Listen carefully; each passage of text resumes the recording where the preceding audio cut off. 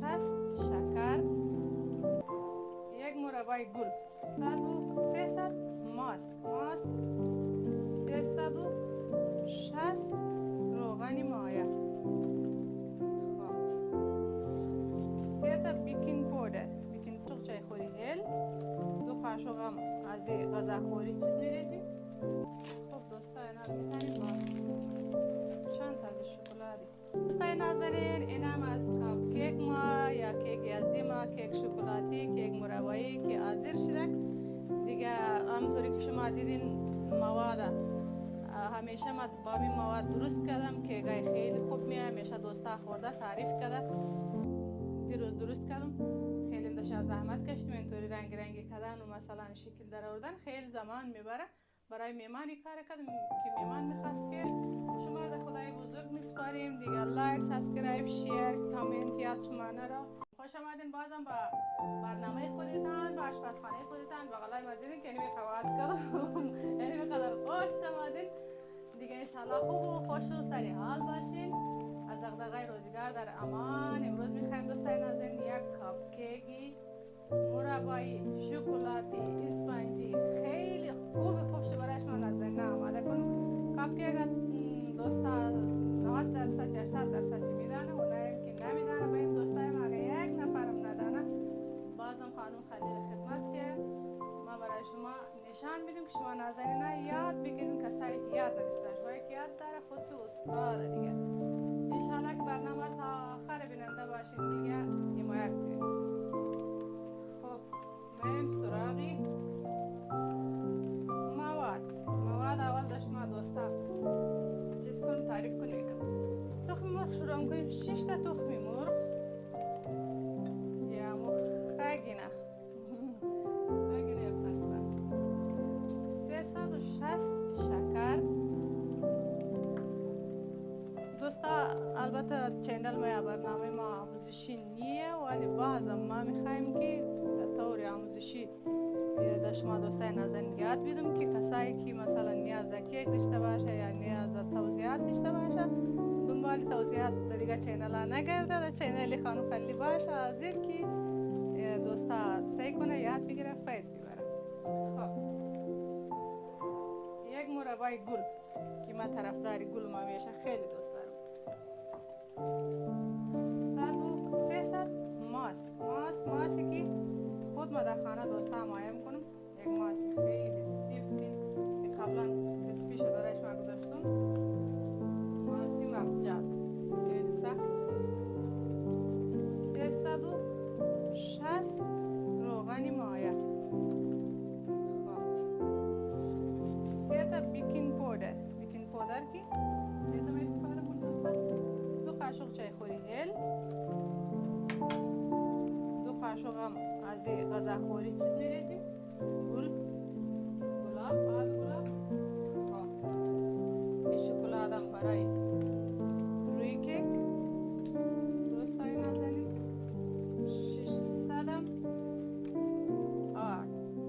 600 گرم آرد.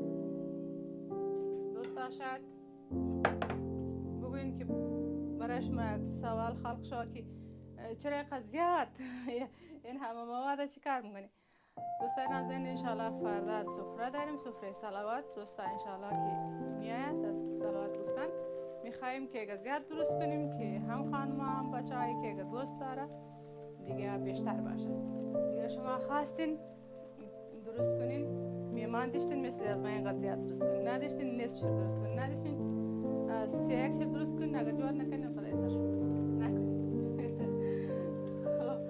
خب الان تخم مرغ میریزیم.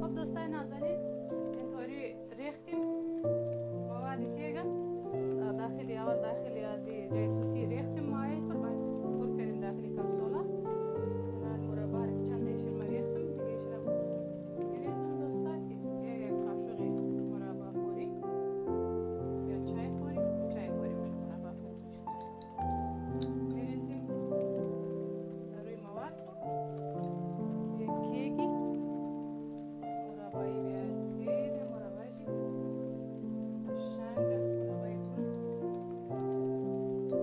از خورشتای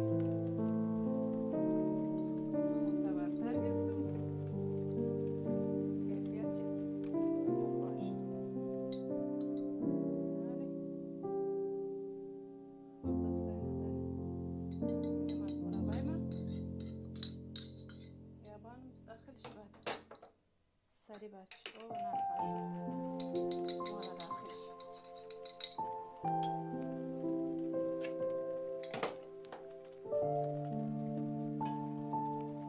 خب دوستای الان میتونیم با چند تا از شکلاتی رنگگک چی میگه گوره خری الله الله ایش بریزیم بچه ها یک چیزار زیاد دوست دارم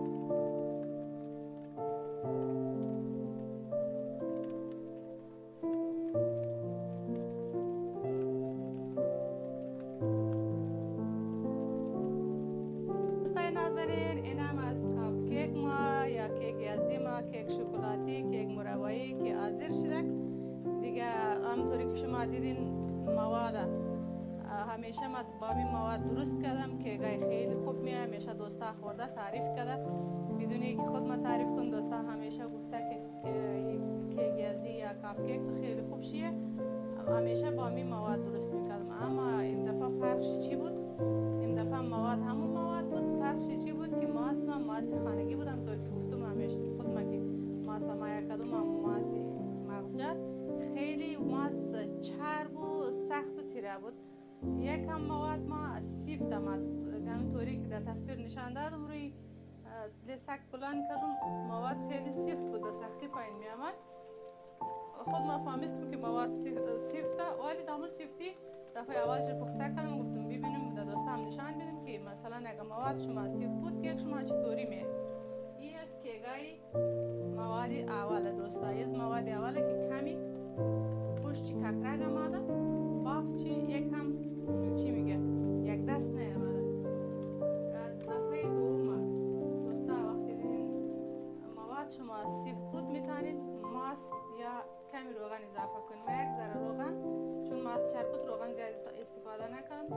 دوباره اون ماست ما آب انداخت، آب ماست اضافه کنم. این از چی دوره دوم ببینیم که یکم صاف آمده، لشم آمده، مغزشم همونطوری پوک کرده تایش پوگوالی از خمیر سیفت یک ذره کیک سیفتر میه که حالا ما برای شما یک شرباز کنم.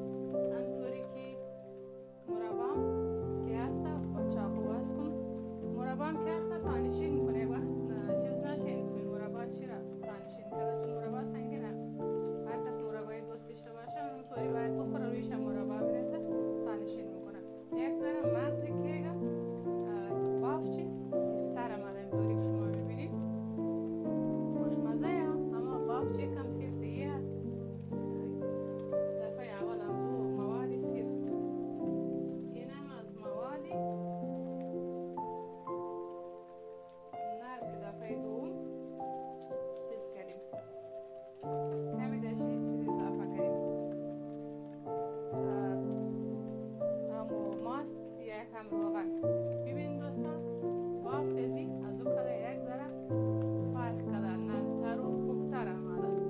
دیگه شما انشالله که درست کردید. به خاطر ازی ما یه توضیحات دادم، میتونم که مثلا توضیحات ندم که کسایی که تازه میخواد درست کنه یک وقت مواد چه سیفت باشه سردرگم نشه چی کار کنیم. میتونه که کمی روغن و یا ماست اگر شیر استفاده کردم مواد و شیر، اگر نکرد ماست استفاده کرد ماست. ما که ماست استفاده کردیم در کاپ کیک یعنی ماست دوباره میتونیم یکم اضافه کنیم که مواد شما شد. خب اینم از کاپ کیکای ما. نگوین که این شیشه لیوانای ژله چی کار میکنه، ژله هم دسیر درست کردیم دوستا خیلی قشنگ آمد. دیگه گفتیم ای فکر دوستام نشان ندیم، میخواست دیروز درست کردم. خیلی داشت زحمت کشیدیم اینطوری رنگی کردن و مثلا شکل در آوردن خیلی زمان میبره.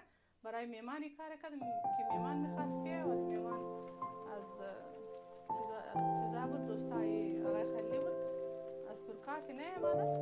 منصرف شدم های خدا لابد یک مشکلی داشته پیش ما که نیامده. دیگه دسیره هم گفتم در شما نظرنا نشان بدم که اینطوری در قشنگی دسیر درست کردیم. ای فکر شما هم نبینین فیض نبرین. دیگه اگر خواستین بعدم که دسیر درست کنین طرزی درست کردن نشان دادن چی طرزی درست کردن چی در شما نشان میدم در شما دوستای ناظرین.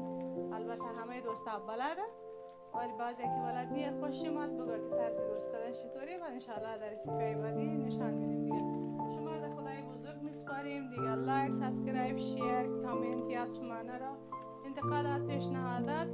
دیگه کسایی که سابسکرایب نکنه سابسکرایب کنه حتما، زنگوله تکان بده. انشالله شما در خدای بزرگ